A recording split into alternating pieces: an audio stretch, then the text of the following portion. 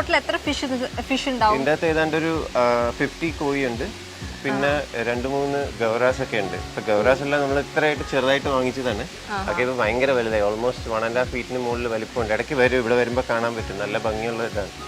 ചെയ്തിരിക്കുന്നത് വെച്ചാൽ നമ്മുടെ പഴയ കുളത്തിന്റെ ഒരു കൺസെപ്റ്റ് ഉണ്ടല്ലോ, എന്നുവെച്ചാൽ ഒരു ഇതും കുറെ ചെടികളുമാണ് അതിന്റെ ഫിൽട്രേഷൻ ഒക്കെ യൂസ് ചെയ്യുന്നത്. അതുപോലത്തെ ഒരു കൺസെപ്റ്റിലാണ് ചെയ്തിരിക്കുന്നത്. ഈ കാണുന്ന ചെടികളെല്ലാം വെള്ളത്തിന്റെ അടിയിലാണ് നിൽക്കുന്നത്. ഇതിനൊന്നും മണ്ണില്ല ഈ ചേമ്പിനൊന്നും. ഇതൊക്കെ ചെയ്തിരിക്കുന്നത് വെച്ചാൽ കുറെ പാറ വെച്ചിട്ട്, അപ്പോൾ ഇതിൻ്റെ അടിയിൽ കൂടെയാണ് പൈപ്പ് വരുന്നത്. ഇതിൻ്റെ അടിയിൽ നിന്ന് ഡക്റ്റ് പോലെ പോയിട്ട് അടിയിൽ കൂടെ വന്ന് തിരിച്ച് മുകളിലോട്ട് വരും. അപ്പോൾ ആ ഫിൽട്രേഷൻ സിസ്റ്റം മൊത്തം യൂസ് ചെയ്യുന്നത് അങ്ങനെ ആ ഒരു ഇതില്ല, ബോട്ട് ഫിൽട്രേഷൻ എന്നാണ് പറയുന്നത്. അപ്പോൾ അത് യൂട്യൂബിൽ കണ്ടു. അപ്പോൾ ഫോറിനിൽ കുറച്ച് പേരൊക്കെ ചെയ്തിട്ടുണ്ട്. ശരിക്കും നമ്മുടെ ഈ തോടുകളെല്ലാം വൃത്തിയായി വരുന്നതിൻ്റെ ഒരു പ്രിൻസിപ്പിളാണ് ഇത് ചെയ്തിരിക്കുന്നത്. അപ്പോൾ ഇത് ചെയ്യാൻ അപ്രോക്സിമേറ്റ്ലി എത്രയായി കോസ്റ്റ് ഒക്കെ? പുറത്തൊക്കെ നോക്കുമ്പോഴത്തേക്കും ഭയങ്കര കോസ്റ്റാണ്. നമ്മൾ നോക്കിക്കഴിഞ്ഞാൽ ഇതുപോലത്തെ ഒരു സാധനം ചെയ്യാനായിട്ട് അവരുടെ എസ്റ്റിമേറ്റിൽ നോക്കുമ്പോൾ ഒരു $250,000 എന്നൊക്കെ പറഞ്ഞാണ് കാണുന്നത്. ഇവിടെ അത്രയൊന്നും ആയില്ല. ഇവിടെ മൊത്തം എനിക്ക് തോന്നുന്നു ഒരു 15 lakhs താഴത്തെ ആയിട്ടുള്ളൂ ഇത് ചെയ്യാനായിട്ട്. അപ്പോൾ ഇതിൻ്റെ അകത്ത് വോളിയം വരുന്നത് ഏതാണ്ട് 1 lakh ലിറ്റർ ഉള്ളൂ ഇതിൻ്റെ അകത്ത്. ഈ ഫിഷസിനൊക്കെ ലൈഫ് സ്പാൻ എത്രയുണ്ട്? ഇത് കോഴി ഫിഷ് ആയതുകൊണ്ട് ശരിക്കും പറഞ്ഞു കഴിഞ്ഞാൽ അതിൻ്റെ റെക്കോർഡ് 200 years വരെ കണ്ടാൽ തോന്നുന്നു. പക്ഷേ ഒരു 52 അതിൻ്റെ മുകളിലോട്ട് ഈസി ആയിട്ട് ജീവിക്കാൻ പറ്റും. പക്ഷേ വെള്ളം മോശമായി കഴിഞ്ഞാൽ അതിന് പെട്ടെന്ന് കൊല്ലാനും പറ്റും. അപ്പം ചേട്ടനാണെങ്കിൽ ഇതിനകത്ത് ചാടുന്നൊക്കെ വീഡിയോസ് കണ്ടിട്ടുണ്ട്, അതെന്താണ് സംഭവം?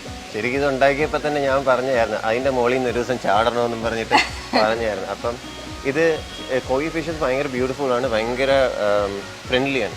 നമ്മൾ ഇതിൻ്റെ അകത്തോട്ട് ഇറങ്ങി കഴിയുമ്പോഴത്തേക്ക് എല്ലാം അടുത്തോട്ട് വരികയൊക്കെ ചെയ്യും നമ്മുടെ അടുത്ത്. അപ്പം ഞാൻ ഈ ഡൈവിങ്ങിന് പോകുന്നതാണ്, സർട്ടിഫൈഡ് ഡൈവർ. അപ്പം അവിടെ പോകുമ്പോഴത്തേക്ക് നമുക്ക് ഇതുപോലെ കോറൽസ് ഇതെല്ലാം അടുത്ത് വരില്ല.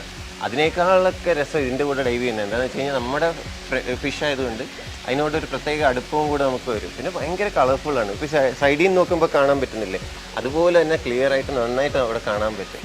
അപ്പോൾ അതൊരു രസമാണ്. ഇപ്പോൾ ഇടയ്ക്ക് നീന്തിൻ്റെ കൂടെ.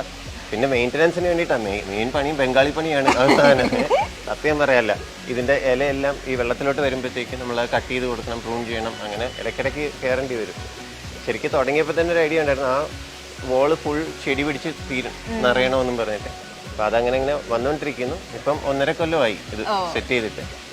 അപ്പൊ ചേട്ടാ നമുക്ക് അകത്തോട്ട് പോയാലോ? കാരണം അകത്ത് ഇനിയും എക്സൈറ്റിംഗ് ഫീച്ചേഴ്സ്, നമ്മൾ ഇതുവരെ കാണാത്ത കാര്യങ്ങളൊക്കെ അകത്തുണ്ട്. ചേട്ടന് ഈ അണ്ടർ വാട്ടർ ഡൈവിംഗ് ഇഷ്ടമായതുകൊണ്ടാണോ ഇങ്ങനെ എല്ലായിടത്തും അക്വേറിയം ഒക്കെ വെച്ചേക്കുന്നത്? ശരിക്കും തിരിച്ചാണ്. ഞാൻ തുടങ്ങിയത് ഇവിടെ വീട്ടിൽ കുളമുണ്ടായിരുന്നു, അവിടെ മുതൽ ഇതിനെ എനിക്ക് ഇഷ്ടമായിരുന്നു. പിന്നെ UK ചെന്ന് കഴിഞ്ഞപ്പോഴത്തേക്ക് ഞാനൊരു മറൈൻ അക്വേറിയം സെറ്റ് ചെയ്തു. ഇതാണ് മറൈൻ അക്വേറിയം. അപ്പൊ ഇതിന്റെ കഥ പറഞ്ഞു കഴിഞ്ഞാൽ ശരിക്കും UK എന്നാണ് തുടങ്ങിയത്. അവിടെ എനിക്കൊരു അക്വേറിയം ഉണ്ടായിരുന്നു. അപ്പം അതിൽ കോറൽസ് അവിടെ അലൗഡ് ആണ്. ഇന്ത്യയിൽ കോറൽസ് ബാൻഡ് ആണ്, നമുക്ക് വളർത്താൻ പറ്റില്ല. പുലിനെ വളർത്തുന്ന പോലത്തെ ലൈസൻസ് വേണം, അത് വേണമെന്നുണ്ടെങ്കിൽ.